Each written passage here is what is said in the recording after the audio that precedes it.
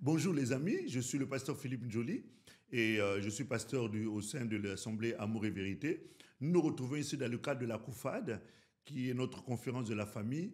Et nous avons pas mal de questions qui nous ont été posées et pour lesquelles nous nous retrouvons ici pour pouvoir apporter quelques éléments de réponse. Et je suis accompagné de mon bien-aimé Blanchard Mandiangou, je suis un des responsables au sein de l'Assemblée Amour et Vérité, responsable de l'école de mariage, un des orateurs de la COFAD 2025.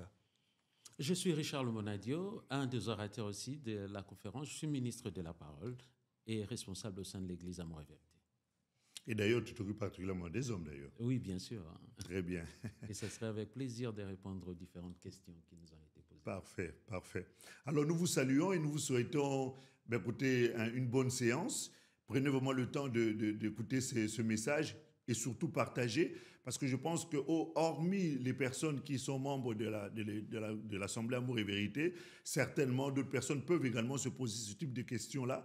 Et je pense que ça peut également les aider à avoir la lumière, au moins des pistes de réflexion pour pouvoir trouver des solutions par rapport à aux situations auxquelles ils sont confrontés. Il y a une autre question encore qui nous a été donnée ici, mais ça concerne dans le cadre des conflits entre les parents. Et c'est un enfant qui a posé cette question. Dans une famille chrétienne, il n'est pas rare que les enfants idolâtrent leur papa ou leur maman. Et la question qui a été posée, si papa a une influence négative sur les enfants en raison de son caractère, comment, en tant que maman, puis-je contrer, c'est bien les termes qui ont été employés, comment pourrais-je contrer cela sans blesser leur papa? Voilà, une question assez pas mal d'ailleurs, et je vous laisse libre de commencer à répondre, mais c'est pas mal cette question-là. Parce que en tant que chrétien, les parents parlent plus par leurs actes que par leurs mots. Alors, je ne sais pas trop ce que vous en pensez. Alors, moi, je pense que la vie de couple, il y a bien entendu papa, il y a maman, et ensuite, il y a les enfants qui arrivent dans le couple.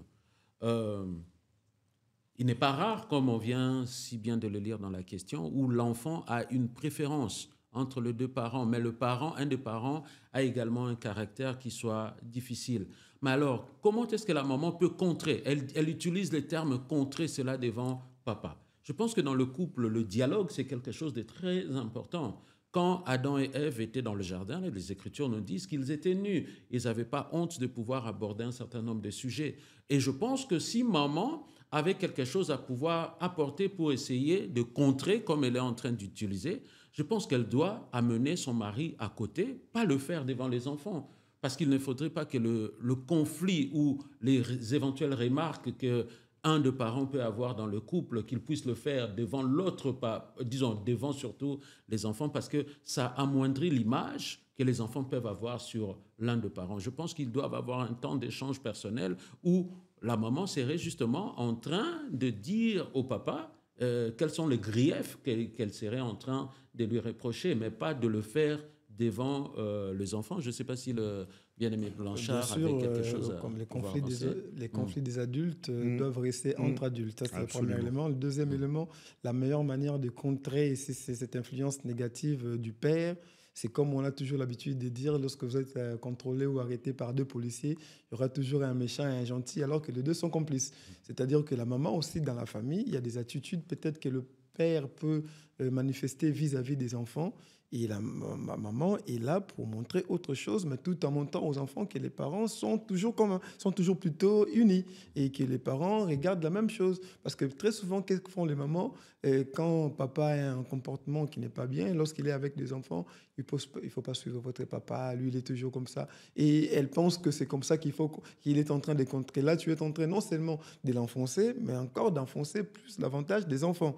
Et c'est plutôt manifester autre chose pour équilibrer l'éducation des enfants. Si papa est peut-être assez strict, toi tu seras assez gentil, mais dans la complicité. Et comme l'a bien dit notre bien-aimé docteur Richard, lorsque vous êtes ensemble, c'est à ce moment-là que la manière dont tu as parlé aux enfants, ils ont déjà un certain âge, il faut faire attention parce que c'est déjà un grand garçon, il ne faut pas crier devant lui. Ça, vous réglez entre vous. Et quand vous êtes ensemble en face d'eux, vous manifestez un seul comportement, un seul langage et une seule orientation de l'éducation que vous avez résolu de donner aux enfants. Parce que aussi, on revient encore sur le dialogue. Il y a des fois, nous avons des enfants dans la maison, mais nous ne parlons pas de l'éducation que nous voulons leur donner. Absolument. Maman, c'est une question de vision. Maman éduque comme elle veut, papa éduque comme il veut, et nous n'avons pas parlé pour dire que voilà, sur nos enfants, qu'est-ce que nous attendons d'eux. Parce qu'il faut que les parents puissent avoir des discussions, parce que les enfants sont différents. Nous ne pouvons pas leur proposer la même chose à tous. C'est-à-dire qu'on sait que notre fille, elle est comme ça, elle, voilà comment on va s'y prendre. Lui, voilà comment on va faire. Et avec lui, je pense que toi, ça ne passe pas. Laisse-moi faire passer le message. Parce que les enfants, eux, ils sont champions dans ça. Ils savent que si je veux demander ça, il faut que je passe chez papa. Si je veux demander autre chose, il faut que je passe chez maman. Mais les parents aussi peuvent avoir la sagesse de dire que non, avec tel enfant, je pense que tu n'y arrives pas. Laisse-moi aller. Et ça, ce serait la meilleure des façons pour moi de contrer. C'est vrai qu'en parlant de ça, parce que chaque enfant a son tempérament, chaque enfant a son caractère, chaque enfant a sa personnalité.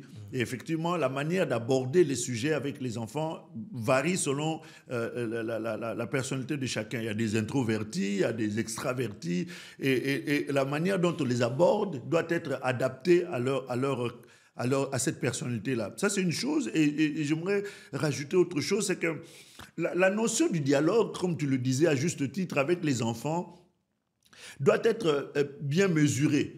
Parce qu'aujourd'hui, on se rend compte qu'il y a beaucoup de parents qui sont présents physiquement, mais qui ne sont pas présents émotionnellement.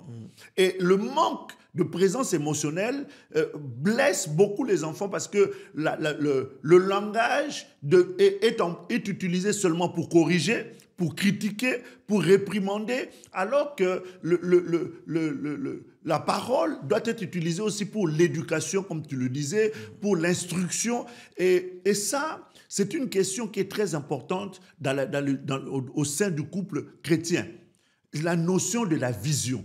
La manière dont nous sommes en train de nous projeter, quelles sont les convictions profondes que nous avons par rapport aux Écritures, de la manière dont nous voulons fonder notre famille, orienter notre famille. Je ne parle pas, parce que souvent quand on dit vision, les gens pensent acheter une maison, les gens pensent acheter une voiture. Ce n'est pas ça une vision. Ça, ce sont les aspirations qu'on peut avoir dans un couple. Mais la vision, c'est la manière dont nous sommes en train de nous projeter sur l'avenir, l'avenir d'abord de notre couple, l'avenir des enfants, la manière dont nous voulons les éduquer, la manière dont nous voulons mettre des choses en place pour les conduire parce que nous sommes des leaders pour eux, et un leader conduit non pas par force, mais conduit par influence. Comment nous pouvons nous comporter pour influencer nos enfants et les emmener à atteindre un objectif que nous sommes fixés dans le cadre de notre vision. Et ça, c'est quelque chose de vraiment de très, très important à mettre en place.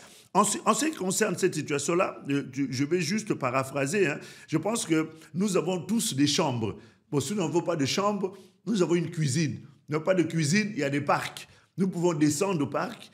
Et si tu as constaté que ton mari a une certaine faiblesse, prends-le dans le dialogue, reprends-le, pas le contrer, mais lui apporter le conseil. Parce que n'oublie pas, en tant que femme, Dieu t'a créé comme aide. C'est-à-dire que tu as la capacité de percevoir des choses que ton mari n'a pas forcément perçues. Et tu as la capacité de sentir les choses que ton mari n'a pas senties. Vous savez, chez l'homme, nous fonctionnons avec deux cerveaux, le cerveau gauche et droite.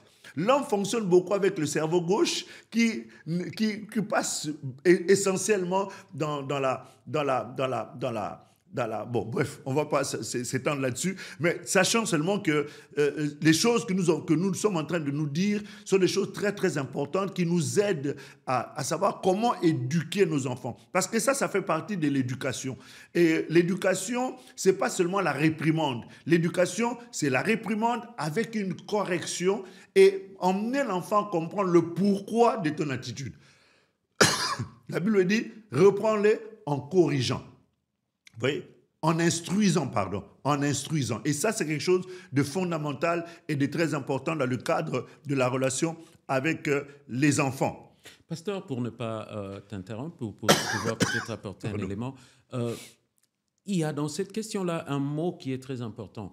La femme a décelé un comportement néfaste dans la vie de son homme et que ce comportement est en train d'influer négativement dans la vie des enfants. Je pense au-delà de tout ce que nous venons de dire, l'échange, le dialogue, ainsi de suite. Nous sommes également dans le cadre de couples chrétiens. Je pense qu'un aspect également important, c'est l'aspect de la prière. Complètement. Et comme tu viens si bien de le dire, que la femme est l'aide pour l'homme. C'est-à-dire, elle est là pour pouvoir épauler, pour aider son mari à pouvoir se développer, parce que le thème de notre année, c'est le développement, à pouvoir changer, à pouvoir s'amender.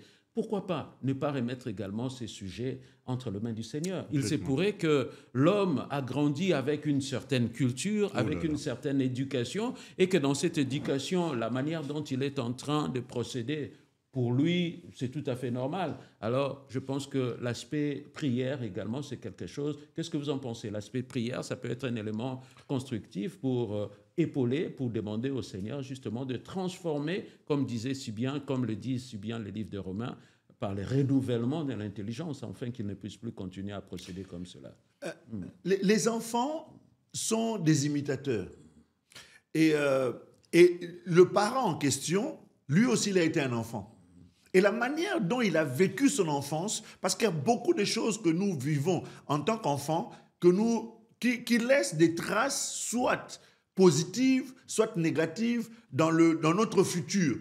Et bon, ça, ce sont des choses sur lesquelles vraiment il faut prendre le temps de parler, le temps qui nous est compté. Alors, il y a un autre point, toujours dans la relation des parents, qui concerne les conflits entre les parents. Il y a une femme qui écrit « Mon mari est parti de la maison et j'élève seul mon enfant comme mère isolée ou mère seule, ou un couple, une famille monoparentale, et les parents de l'enfant.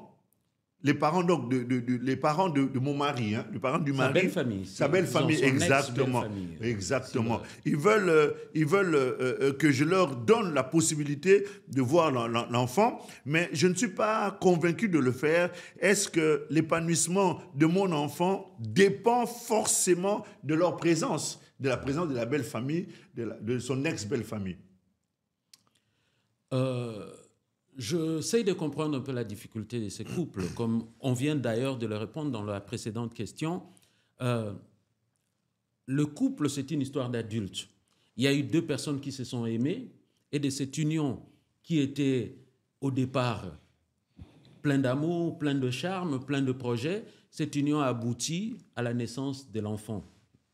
Maintenant, c'était des adultes, ils ont eu des différends, et le mari est parti. La mère est restée avec un enfant. Je comprends sur le plan humain, je comprends la position de la femme.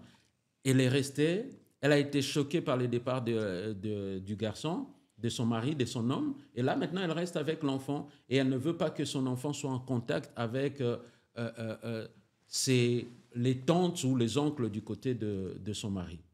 Ben, je voudrais simplement faire comprendre à cette personne-là, nous sommes également dans un pays de droit. Dans le pays de droit, d'ailleurs, les histoires d'enfants, les histoires des couples sont parfois tranchées devant les juges de la famille. Et les juges de la famille, selon la gravité, nous ne sommes pas ici pour pouvoir essayer de juger ces couples-là. Nous ne savons pas justement les choses qui ont été à la base du départ de cet homme. Dans le cadre de jugement, les juges de la famille peuvent même décider qu'un des parents ait le droit de regard par rapport à l'enfant. Or, il s'avère que dans ce type de couple, l'homme, apparemment, parce que nous ne connaissons pas les tenants et les aboutissants de ces difficultés, l'homme apparemment, ça ne le gêne pas qu'il soit parti sans avoir un regard sur l'enfant, mais ce serait plutôt sa famille qui voudrait continuer à avoir le regard sur l'enfant. Comme je disais, je ne suis pas juriste, mais je pense également dans le cadre de juge de la famille, on peut accorder à la grand-mère de l'enfant le droit de pouvoir avoir des droits de visite sur l'enfant. Mais tout cela, ça fait partie des aspects juridiques. Mais je voudrais simplement aborder un élément très important. L'enfant, c'est vrai, maman matériellement, elle peut élever cet enfant. Mais il se pourrait que l'enfant, en grandissant, à un moment donné, cet enfant aura quand même besoin de voir ses tantes, de comprendre ses oncles, de comprendre peut-être ses origines, d'où il vient, ainsi de suite. Et le priver comme ça du droit de regard de sa famille, je ne pense pas que cela pourrait contribuer totalement à l'équilibre de cet enfant, parce que cet enfant un jour pourra grandir, disons pas pourra, un jour cet enfant grandira, aura besoin de se marier, et quand il aura besoin de se marier, comme on vient de le dire tout à l'heure, il aura peut-être besoin de pouvoir voir la famille, mais de manière large et étant réunis, voilà. C'est vraiment le conseil que je pourrais peut-être accorder. C'est dommage, nous répondons toujours ce que nous disons, que les conflits d'adultes doivent rester entre adultes. Et au-delà de ça, c'est une perte de temps de priver cet enfant-là de la famille de son père, parce que quand il sera grand, il le cherchera. C'est-à-dire autant qu'il y contribue, autant s'il peut aujourd'hui dans son éducation, dans son épanouissement psychologique, et qu'il les voit déjà aujourd'hui, parce que beaucoup de femmes souffrent aujourd'hui, moi j'en connais plusieurs, ils ont élevé leurs enfants seuls, ils ont galéré, et lorsque les enfants grandissent, ils commencent à chercher où est papa, où est la famille des papas, et puis tu veux tout faire pour les empêcher, mais il est déjà adulte, et il va toujours y aller, il va le chercher. Si aujourd'hui qu'ils sont encore petits, et que la famille veut venir les chercher pour te soulager de temps en temps, pour moi, cette famille est une famille à honorer, qui veulent te soulager, et je pense qu'il faut le laisser voir l'enfant. Et d'ailleurs, tu as pris un exemple que j'ai beaucoup aimé, parce que l'enfant grandira. Parce que la maman s'est beaucoup investie, elle estime qu'elle est la seule à recevoir de cet enfant-là son affection et son attention.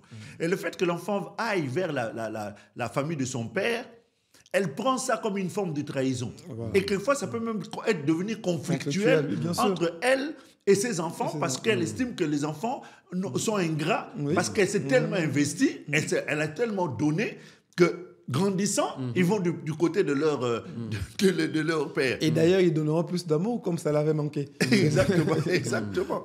Et c'est pour ça que je pense qu'il est vraiment important de laisser les enfants jouir de la présence aussi du côté de leur père, parce que dans leur équilibre affectif, c'est aussi important, parce qu'il y a aussi une mamie là-bas, il a peut-être un papy là-bas, et il a des cousines et des cousins qui ont besoin aussi de développer une intimité avec elle. Alors, une des choses qui peut faire en sorte que quelquefois la maman ne veuille pas, quelquefois c'est à partir des on-dit ou des réalités même spirituelles, à savoir peut-être que du côté du père, il y a peut-être de la sorcellerie, ou ils ont des pratiques occultes et des choses comme ça, et on veut épargner les enfants de cela. Mais je pense que la Bible dit, si l'Éternel ne garde, celui qui garde, garde en vain. Si l'Éternel ne veille, celui qui veille, veille en vain. Je crois qu'empêcher les enfants d'y aller, ce n'est pas forcément ça la solution. Ils peuvent y aller, mais éduquer seulement les enfants de la manière dont ils doivent se comporter, et puis prier pour eux en les recommandant entre les mains du Seigneur. Dieu prendra soin d'eux et personne ne pourra rien leur faire, parce que ce qu'il y a dans le creux de la main du Seigneur, personne ne peut les ravir, comme nous dit le livre de Jean au chapitre 10 au verset 28. Alors, nous allons nous retrouver très très bientôt dans notre prochaine émission Face à Face. Que Dieu vous bénisse. Que Dieu vous bénisse. Que Dieu vous bénisse.